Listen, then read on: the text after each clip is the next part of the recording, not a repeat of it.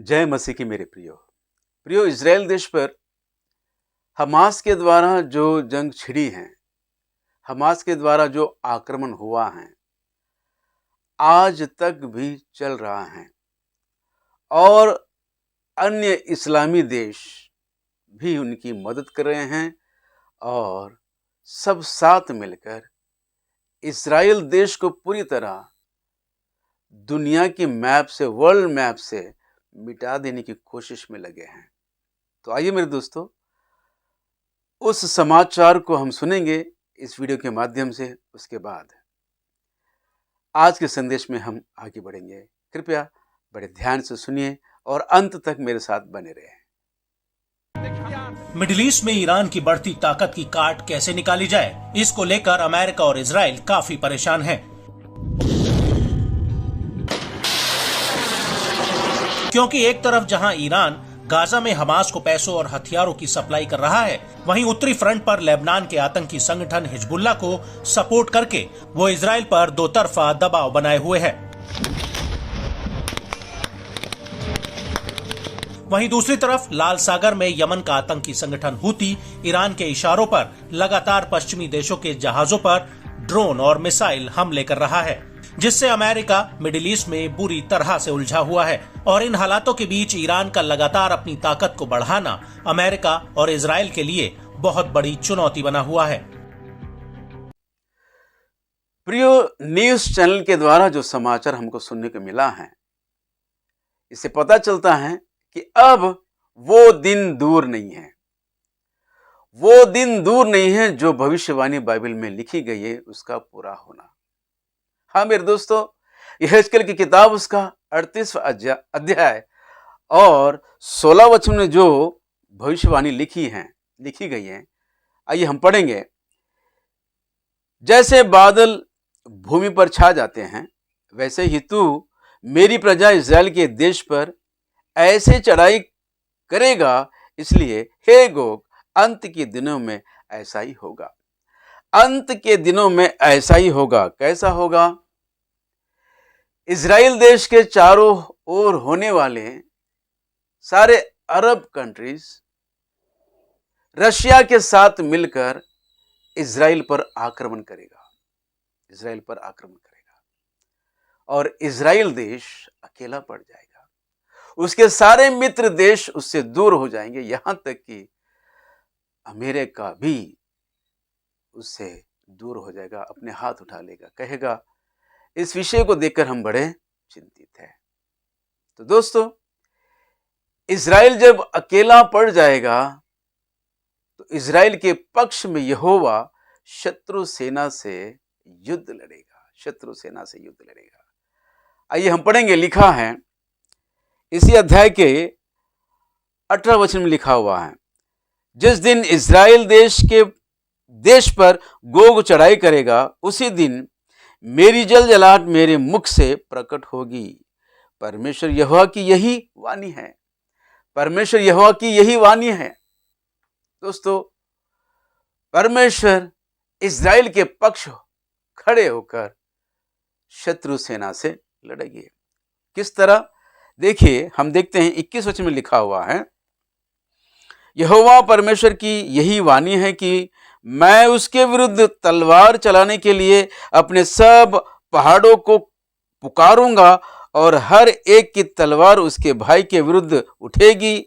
मैं मरी और खून के द्वारा उससे मुकदमा लड़ूंगा और उस पर और उसके दलों पर और उन बहुत सी जातियों पर जो उसके पास होगी, मैं बड़ी झड़ी लगाऊंगा और ओले और आग और गंधक बरसाऊंगा। दोस्तों, परमेश्वर यहोवा की यह वाणी है, शत्रु सेना के विरुद्ध तलवार चलाएगा और पहाड़ों से कहेगा,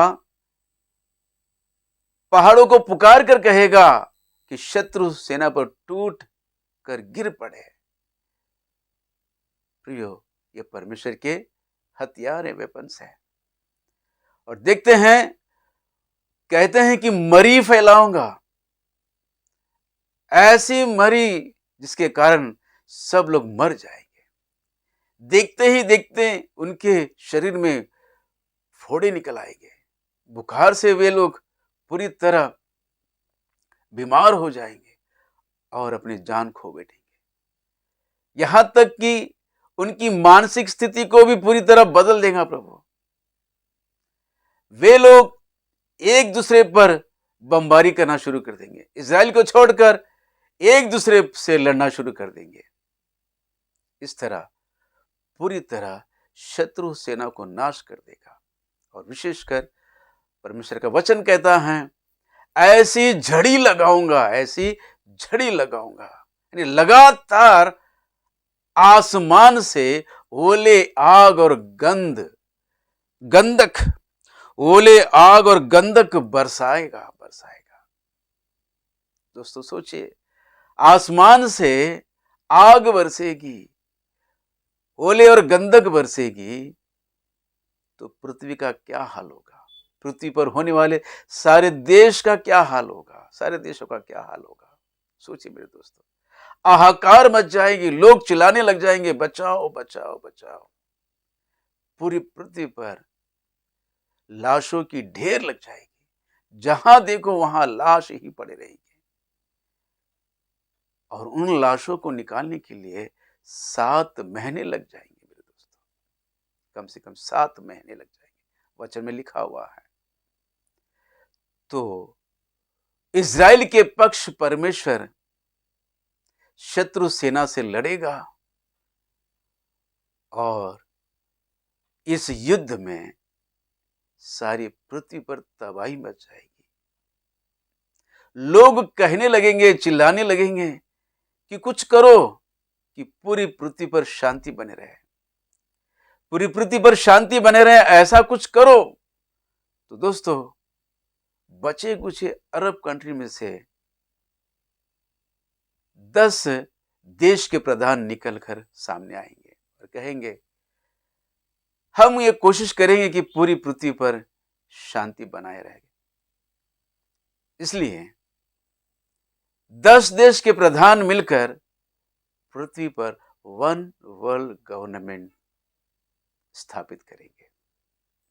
वन वर्ल्ड गवर्नमेंट के स्थापित होने के बाद कुछ दिनों के बाद वो प्रधान आएगा। फिर दानियेल की किताब 9वां अध्याय 27 वचन का वो भविष्यवाणी पूरी होगी।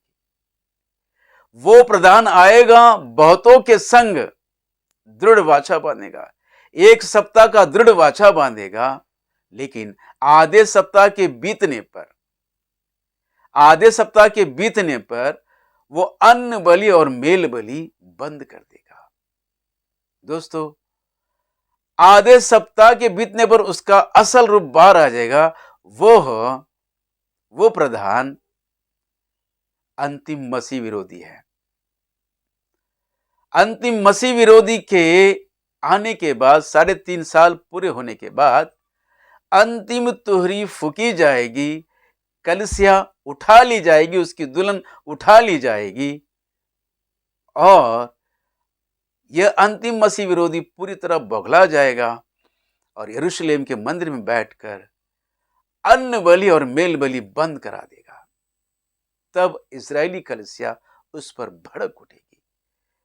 तब यह अंतिम मसीह विरोधी उनके पीछे सेना छोड़ देगा, तो इजरायली कलीसिया डर के मारे जंगल में भाग जाएंगे, जहां परमेश्वर ने उनके लिए नियुक्त किया है।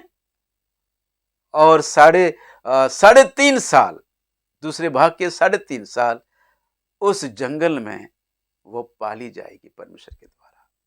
तो मेरे प्रियो, 7 साल के महाक्लेश में कलीसिया, उसकी दुल्हन रहेगी और 3.5 साल पूरे होते ही अंतिम तुहरी फूकी जाएगी और वह उठा ली जाएगी।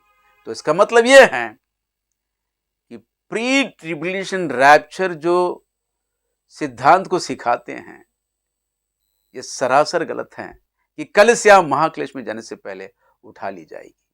तो दोस्तों, सत्य को जानो, सत्य तुम्हें दृढ़ करेगा। उस महासंघर्ष में जाने के लिए तुम्हें तैयार करेगा। आइए हम सब मिलकर आने वाले दिनों में महासंघर्ष के लिए तैयार हो जाए। जय मसीह की। Praise the Lord. आमीन, आमीन, आमीन।